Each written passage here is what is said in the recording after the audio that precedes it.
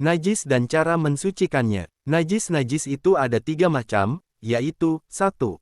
Mughaladah, najis yang berat 2. Mukhafafah, najis yang ringan 3. Mutawasitoh, najis pertengahan. Yang termasuk najis mughaladah, yaitu, najisnya anjing dan babi, termasuk pula air liur, ingus dan keringatnya, demikian hasil penyilangan yang dilahirkan oleh kedua hewan tersebut, sekalipun penyilangan itu dengan binatang yang suci. Misalnya, anjing atau babi yang dikawinkan dengan kambing, lalu melahirkan anak, maka anak hasil perkawinan itu termasuk najis mughaladah juga. Cara mensucikan najis mughaladah, yaitu, dengan membasuh tempat yang terkena najis sebanyak 7 kali siraman, yang mana salah satunya dicampur dengan debu tanah yang suci sampai tidak nampak lagi najisnya. Yang termasuk najis mukhafafah, yaitu, air kencing balita yang belum kemasukan makanan selain air susu dan belum mencapai usia 2 tahun. Cara mensucikan najis mukhafafah, yaitu, cukup dengan memercikkan air di atas tempat yang terkena najis hingga tempat itu menjadi basah. Najis mutawasito itu ada 2 macam, yaitu, 1. Hukmiyah, segi hukumnya, 2. Ainiyah, segi kenyataannya. Najis hukmiyah ialah najis yang tidak nampak kenyataannya, tidak ada rasanya, warna dan baunya. Seperti, air kencing selain kencingnya anak kecil yang apabila air kencingnya telah mengering yang sifatnya sudah hilang sama sekali.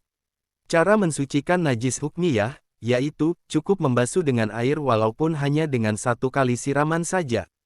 Najis ainiyah ialah najis yang nampak kenyataannya atau rasanya, warna serta baunya. Seperti, kotoran manusia, benda cair yang memabukkan, air mazi, air wadi, bangkai beserta seluruh bagian-bagiannya kecuali mayat manusia, bangkai ikan, bangkai belalang, susu binatang hidup yang dagingnya haram dimakan selain susu manusia, dan anggota yang terpisah dari binatang yang hidup selain anggota yang berasal dari manusia, ikan, belalang. Cara mensucikan najis ainiyah, yaitu, dengan membasuh tempat yang terkena najis dengan air sampai hilangnya rasa, bau dan warnanya, tetapi tidak mengapa kalau yang tertinggal hanya rasa dan warna yang merupakan noda yang sulit dihilangkan.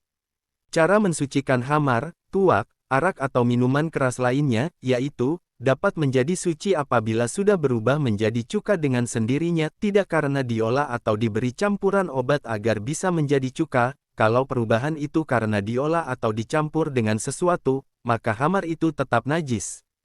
Cara mensucikan kulit bangkai dengan cara disamak, kecuali kulit anjing, babi dan binatang hasil perkawinan dari kedua binatang itu, walaupun dikawinkan dengan binatang yang suci.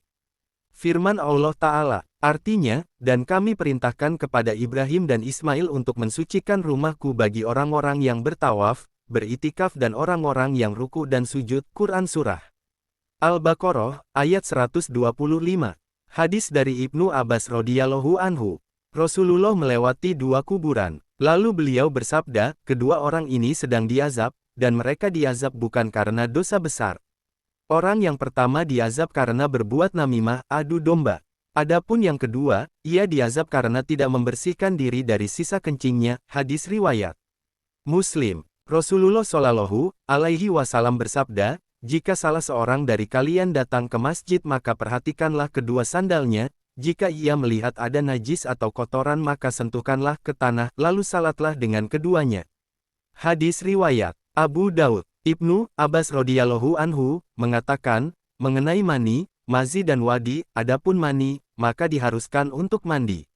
Sedangkan wadi dan mazi, Ibnu Abbas mengatakan, cucilah kemaluanmu, lantas berwudulah sebagaimana wudumu untuk sholat. Hadis riwayat Al-Baihaqi.